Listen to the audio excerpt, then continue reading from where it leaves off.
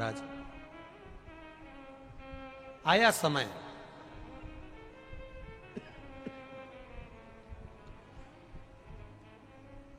राजा सत्यरथ की ख्याति पूरी दुनिया में फैल गई, क्योंकि शंकर का भजन करता है, शिव की भक्ति करता है। विदर्भ का राजा है राजा सत्यरथ, शंकर की भक्ति में डूबा रहता है।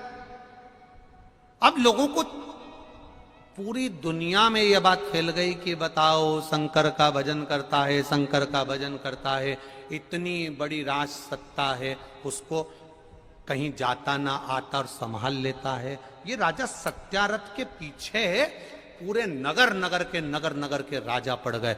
उन्होंने विचार कर लिया, इसकी संपदा बढ़ गई, इसकी सत्ता बढ़ गई, इसका वैभव बढ़ गया, कुछ भी करो इसकी सत्ता का धन अपने पास मिल जाए, ऐसा कुछ करा।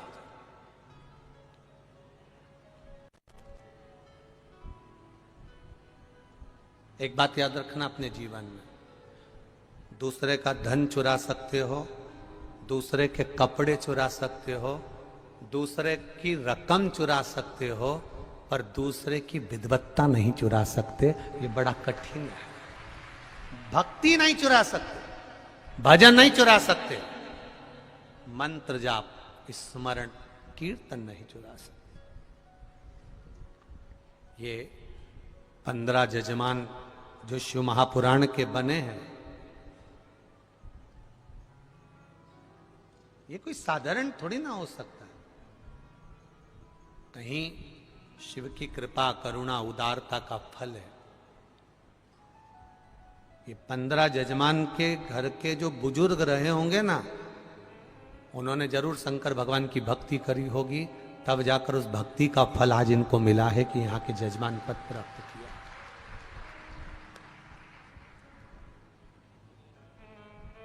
और एक बात कहना चाहूंगा, एक एक जजमान से पूछना, इनके लिए कहीं भोजन अलग से नहीं बन रहा, इनके लिए कोई चाय नहीं बन रही, इनके लिए कोई सामग्री अलग से नहीं आ रही।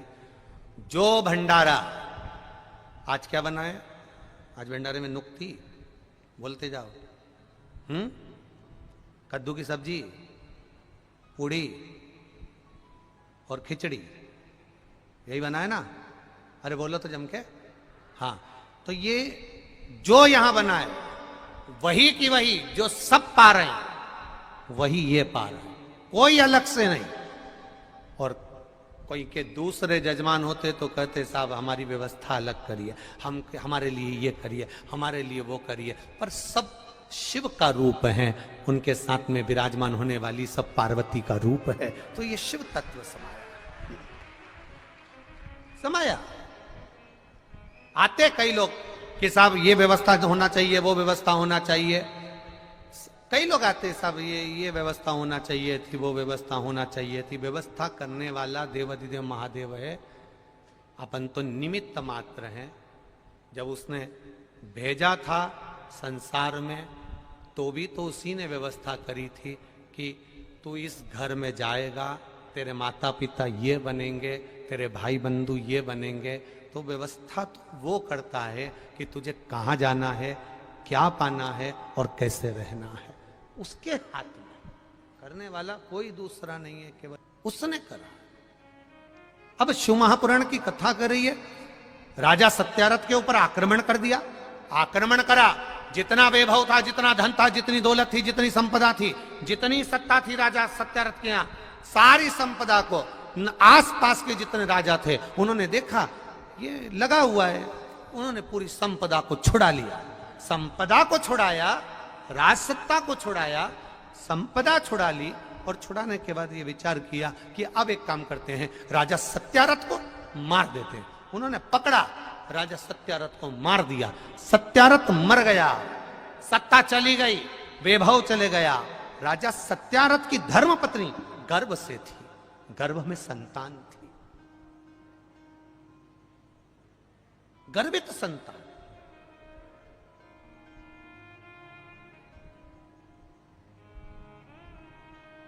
अब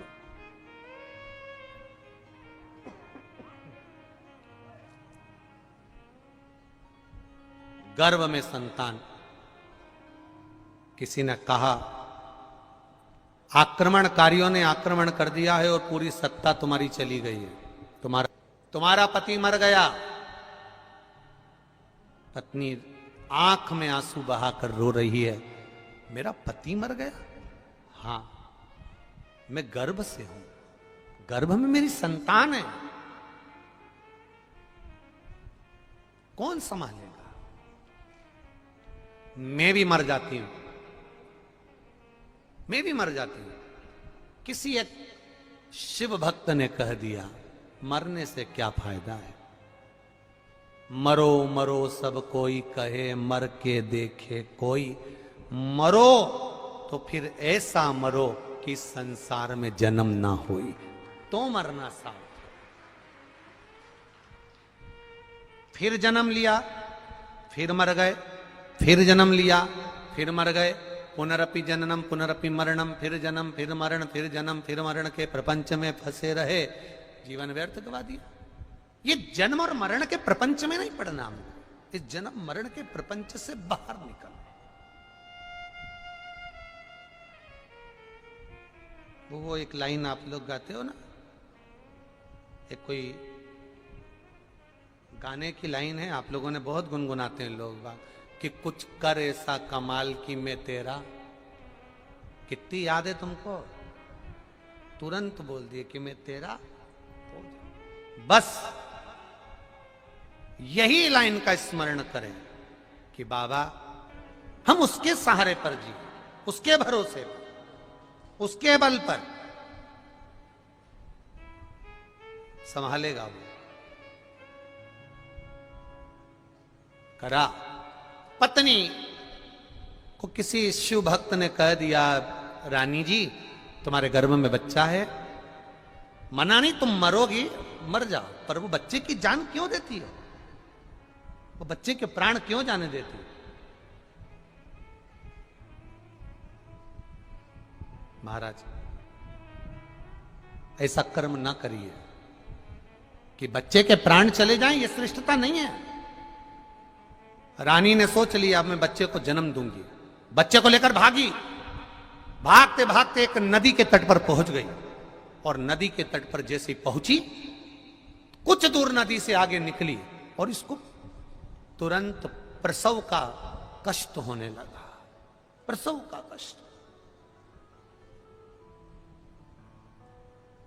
एक बात जिंदगी में उतार कर रखिएगा, कई लोग कहते हैं साहब इनको गर्भ से है तो इनका जापा कौन कराएगा, डिलीवरी कौन कराएगा? तो कहा वो आ जाएंगे, वो आ जाएंगे, वो आ जाएंगे, तो इनका जापा करा लेंगे, इनकी डिलीवरी करा लेंगे। अब ईमानदारी से बोलो कि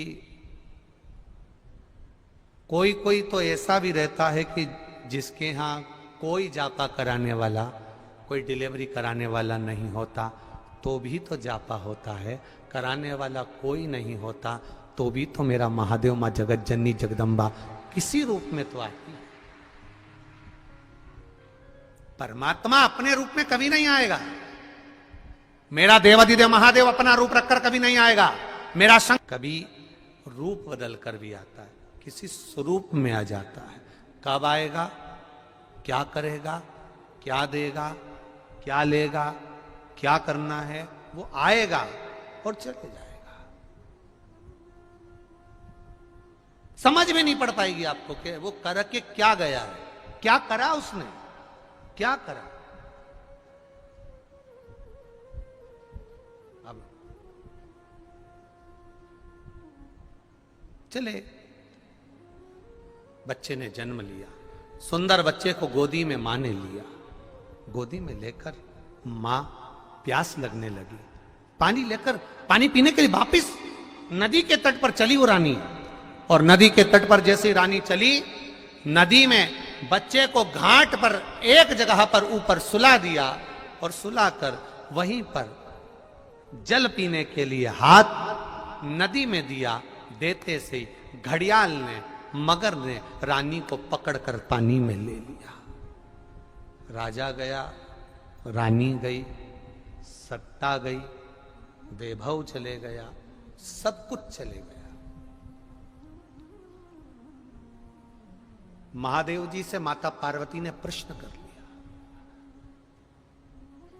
जो प्रश्न आपके भीतर भी आ रहा होगा, जो प्रश्न आपके भीतर उपज रहा होगा, जो प्रश्न आपके भीतर उठ रहा होगा। अगर सत्यारथ राजा भगवान शंकर के उपासक थे, क्यों मरे? सत्यारथ राजा शंकर की आराधना करते थे तो नगर का राज्य क्यों गया? सत्यारथ राजा शिव की भक्ति करते थे तो धर्मपत्नी क्यों गई? राजा सत्यारथ अगर ऐसे भजन करने वाले थे तो इतना कष्ट क्यों आया? उस कष्ट आने का कारण क्या था? किस कारण, किस जगह? पार्वती जी ने शिव जी से प्रश्न किया, राजा सत्यारथ के साथ ये क्या हुआ है? वो तो शंकर जी का गुणगान गाता है, शिव की भक्ति करता है, शिव का भजन करता है, शंकर का स्मरण करता है, फिर ये दुख क्यों आ गया? ये कष्ट क्यों आया? ये तकलीफ क्यों आई?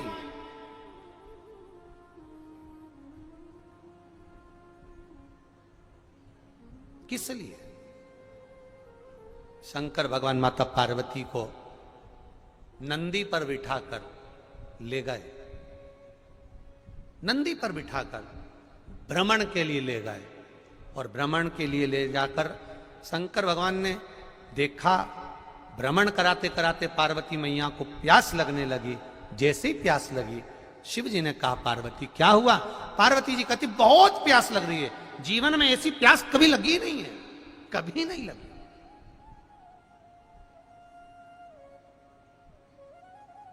शिव जी ने कहा, तो एक काम करो ना, सामने ही सरोवर है, सामने ही कुंड है, इस कुंड का पानी पी लो।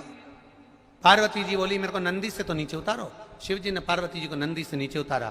पार्वती जी चली कुंड का जल पीने के लिए। माता पार्वती जी जैसे ही गई, जाते से ही माता पार्वती जी ने क्या देखा?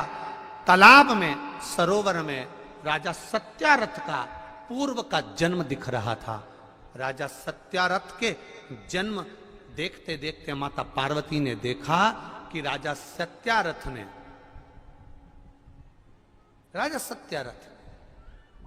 दूसरे की वस्तु को छुड़ा लिया था, दूसरे की सामग्री को छुड़ा लिया था।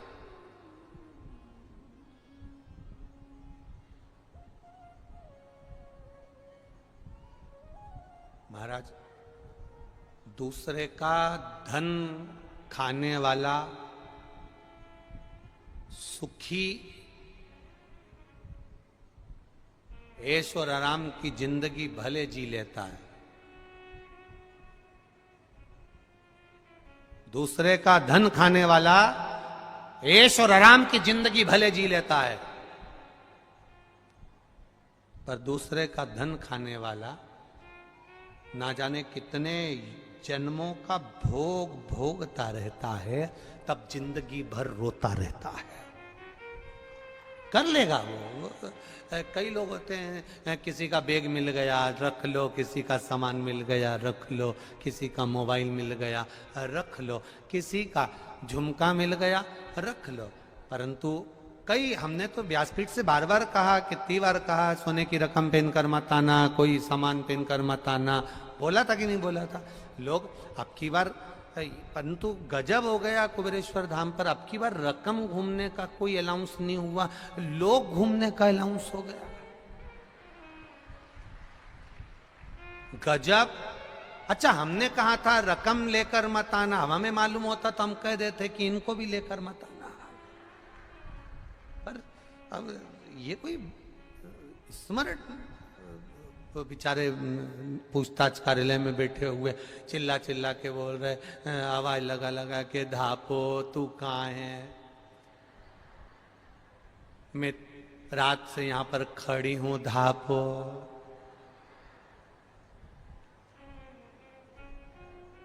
और इतने में मालूम पड़ा, धापो तो वो जहां पहले रुद्राक्ष बट रहे थे उस जगह पे पोया खा के फिर आके बोली, माइक में सुनाई दे रहा, मैं कब से ढूंढ रही थी तो कि मैं पोया खा रही थी।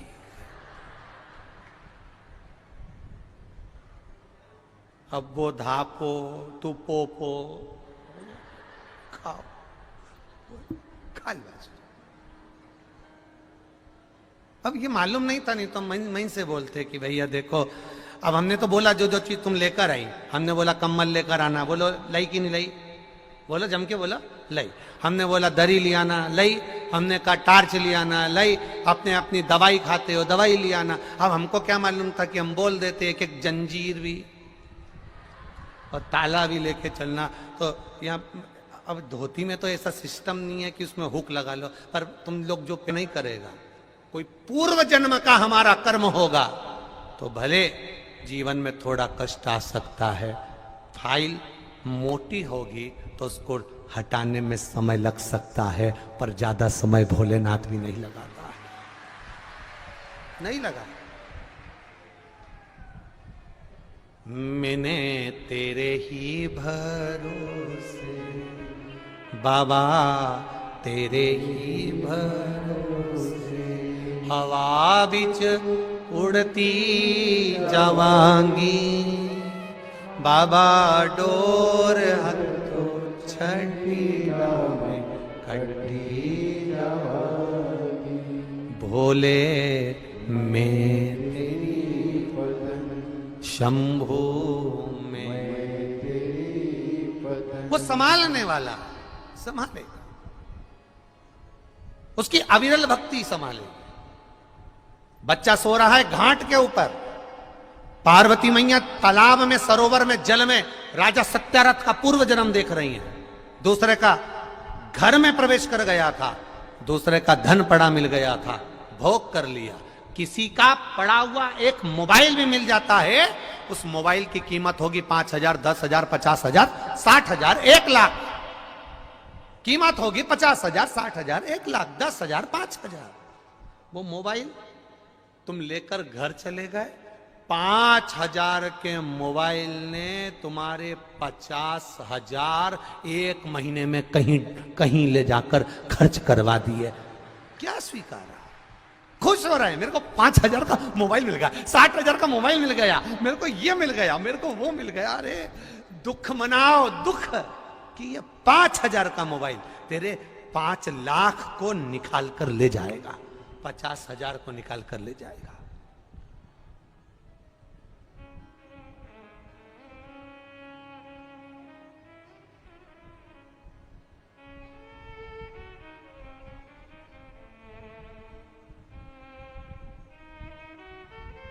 करो सेवा, भगवत भजन में, स्मरण में, भक्ति में, अविरल भक्ति में।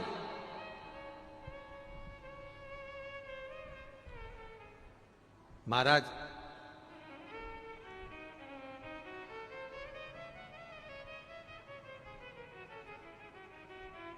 बच्चा ऊपर सो रहा है, रानी को घड़ियाल ने पकड़ लिया, नीचे ले गया। पार्वती मैया ने सारा सीन देख लिया, सब कुछ देखा। कई लोग कहते हैं मेरे हाथ में चोट लग गई, मेरे पांव में चोट लग गई, मेरे को ये हो गया, मेरे को वो हो गया। कई लोग कहते हैं ये ना तो गुटखा खाता है, ना मदिरा पीता है, ना कोई व्यसन में डूबा है, उसके बाद भी इसको ये बड़ी बीमारी कैसे हो गई, इतना बड़ा रोग कैसे हो गया, इतना बड़ा रोग इसको कैसे। रामकृष्ण परमहंस स्वामी विवेकानंद जी कह रहे हैं, आप तो मां जगतजननी के उपासक हो, दुर्गा भवानी, मां कालका महारानी तो आपसे बात करने आती है, शारदा मां शारदा आपसे बात करती है और आपको कैंसर जैसा रोग हो गया। गुरुदेव, आप मां शारदा से क्यों नहीं कहते कि मेरा रोग समाप्त कर दो?